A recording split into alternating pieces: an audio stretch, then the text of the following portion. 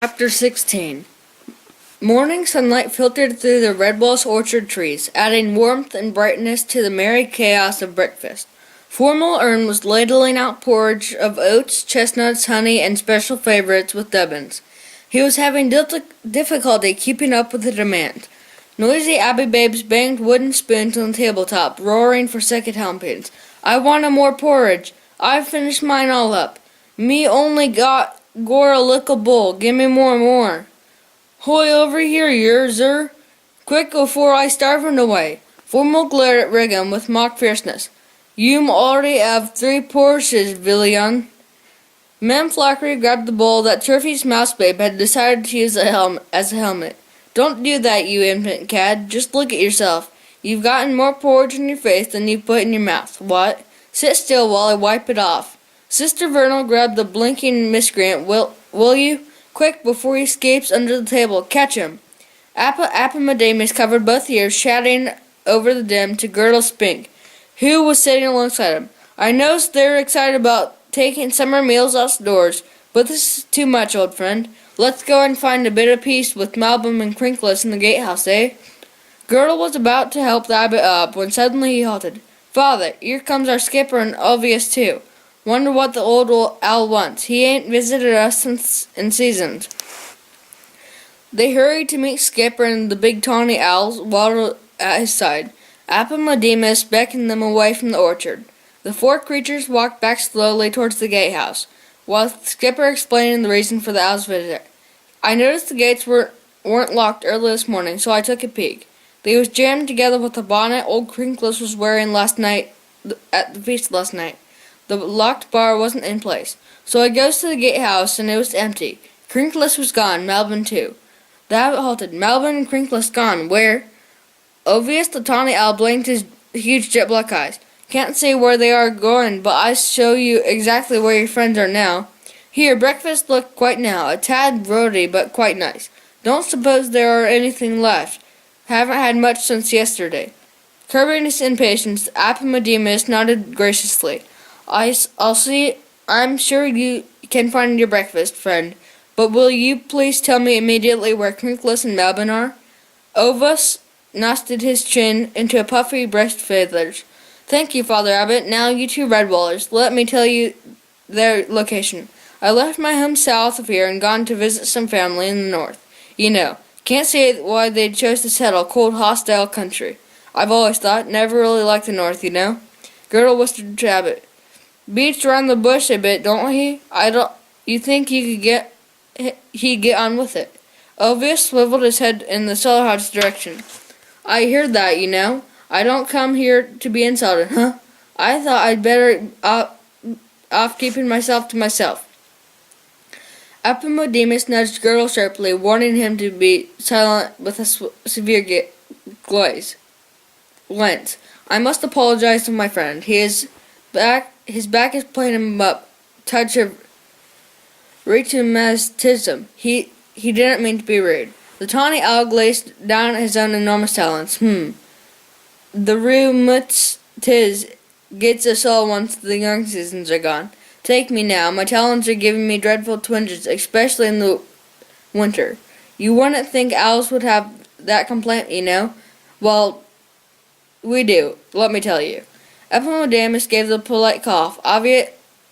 Ovus blinked several times and got on with his account. Let me see. Ah, yes. I was on my way back south from visiting family in the north, night flying, of course. It must have been 3. Oh, no, I tell a lie. 2 hours before dawn, I heard weeping and sobbing southeast of here, just beyond a patch of bogland in the mossflower woods. Recognizing the pair right away, your old gatehouse keeper and shrew, and that wood mouse who does a bit of healing. Melbourne, is it?"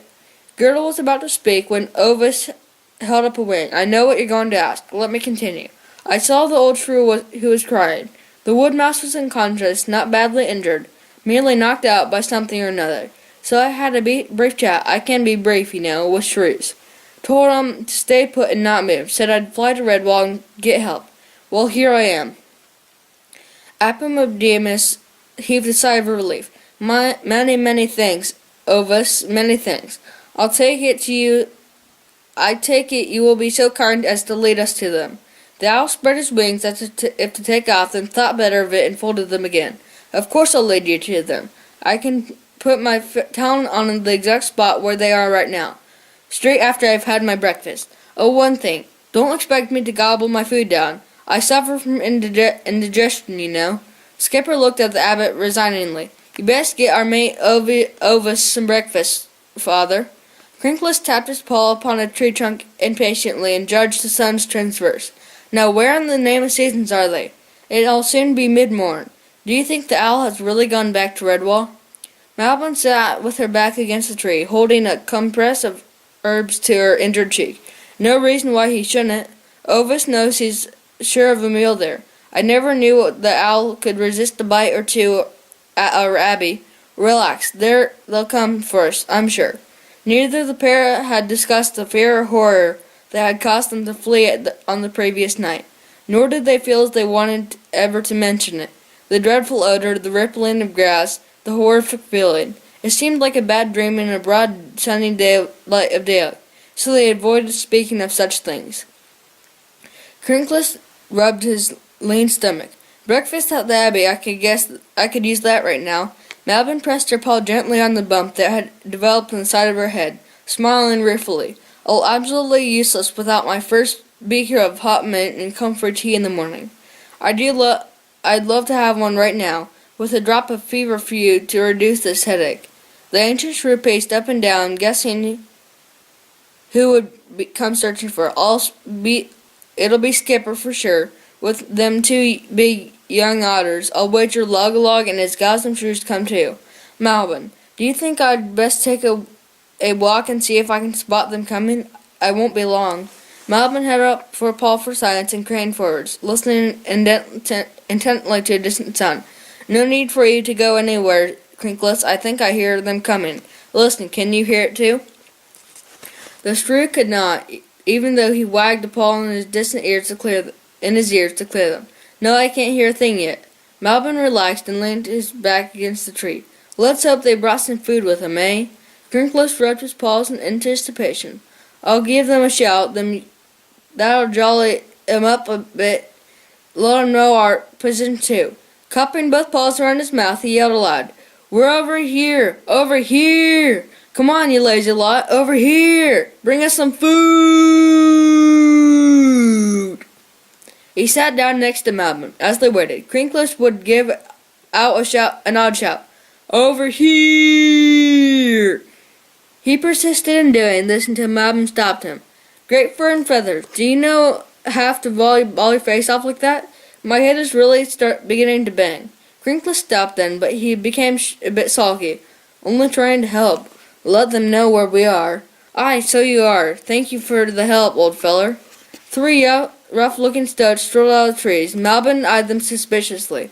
"Who are you?" The lady, a lanky specimen with yellow broken stumps of teeth, drew a curved sword from the tattered robe. Grinning nastily, he pointed the blade at him. "Never mind who we are, Mousie. Who are you, and what's your noisy little pal? What are you doing in our woods, eh?" Swallowing hastily, Crinkles tried not to look scared. "Your pardon me saying, but Mossflower Woods do not belong to any beast. They are free to all creatures." One of the stoats, a fat-bellied beast with a marked stoop, leaned on a spear, crackling. "You better pardon me saying, ain't that nice?" "Oh, that's Wiki." "How about that, Wiki? Are you gonna pardon him or slit his throat? I'll do the job if you like." He advanced on Crinkles with his spear held ready. Malvin stood up and called out indignantly, "Don't you dare! We are creatures of Redwall Abbey." The third stoat, an undersized vermin with a big single brass earring, whipped out a hatchet, leering nastily. "So what's that to us, eh? Shut your mouth, or I'll part your ears. Where's your invitations and valuables? Quick!" Crinkles bravely placed himself in front of his friend. "We don't carry valuables and we haven't any food. Now leave us alone, I warn you. Some of our Redwallers will be here any moment. 3 big otters and a band of gosling shrews." The one called Wiki shaped his paw across his eyes and leapt about, waving his sword. "Otters! Shrews! I don't see any otters or shrews, do you, mate? Mayhaps they're hiding close by." The spear carrier thought it was very funny. "Redwallers coming, otters and shrews? What do you think you're fooling, Grandpa? That's the oldest trick in the book. Tell us where your victuals and valuables are, and we'll let you go. No, but no fibs. Fibs make us angry. Wiki unwound a long, thin line of greased cord from under his cloak. He made a running noose and lassoed both Crinkles and Malvin with an expert cast. It was thrice they bound them to the tree that they had their backs to. Crinkles whispered urgently to Malvin, Where in the names of seasons have Skipper and Lug-a-Lug got to? What's keeping them? Wiki cuffed the shrews' ears. Shut your gob, I'll tell you when to talk. Now I'm going to ask you once more. Where are the valuables and victuals?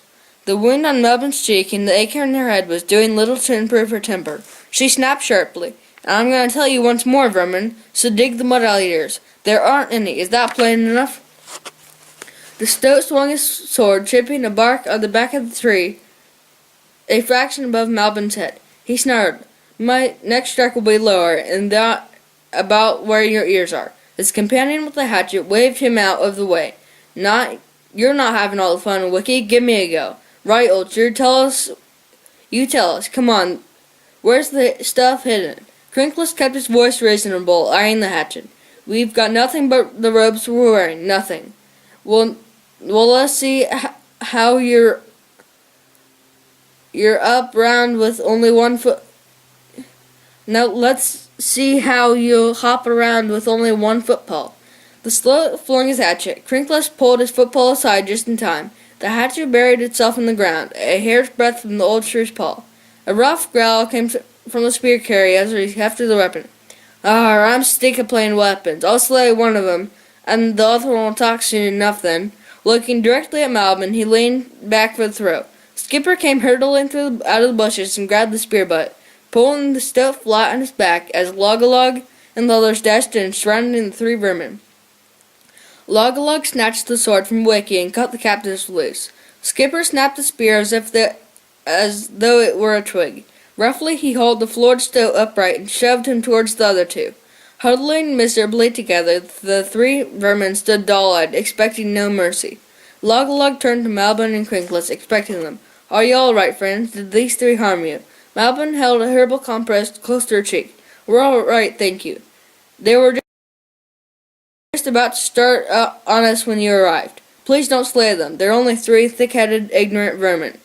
Lug-a-Lug looked inquiringly to Skipper, who shrugged. Mossflower had better be off without such evil scum. But if it's your wish, Mom, then so be it. Aye there, vermin, you've got this good mouth, thanks to your sparing your worthless lives. Speak up now, thank her. Hope gleamed in the stoat's eyes as he cried out together. Thank ye, Mom, thank ye kindly. Skipper picked up the stoat's hatchet and hefted it. Tie their footballs together, Chirk. The burly otter maid took the severed rope and lashed the stoat's footpaws together as if they were competing in a 3-legged race, the middle one's footpaws bound to the left and right of his companions. Skipper spoke. I'm going to count to 10. It won't be either.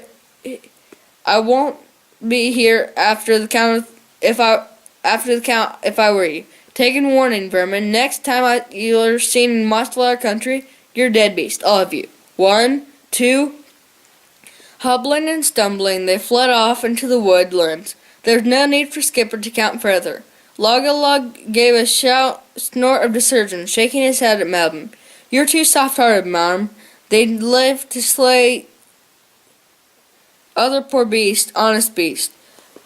Oh well, come on, you 2. Let's get ye back to the Abbey. Suppose you're hungry, eh? Crinkles rubbed his stomach. Hungry's not the word, friend. Try famished. What happened to the owl? I didn't see him arrive with you. That's because you didn't take the trouble to look up here. Ovis was perched in the tree directly opposite. He swooped down to the ground and clacked his awesome beak at them. I'm not exactly famished, but I could manage lunch.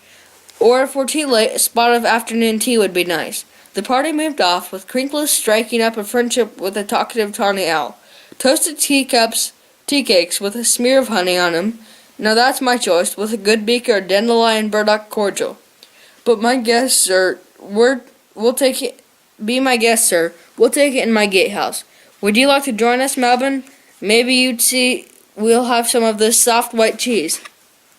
with celery bits and mushroom pasty on or two, with lots of onion gravy, of course. Squinching her eyes, the healer recorder shook her head gingerly. No thanks, a bit of quiet and lie down'll do me.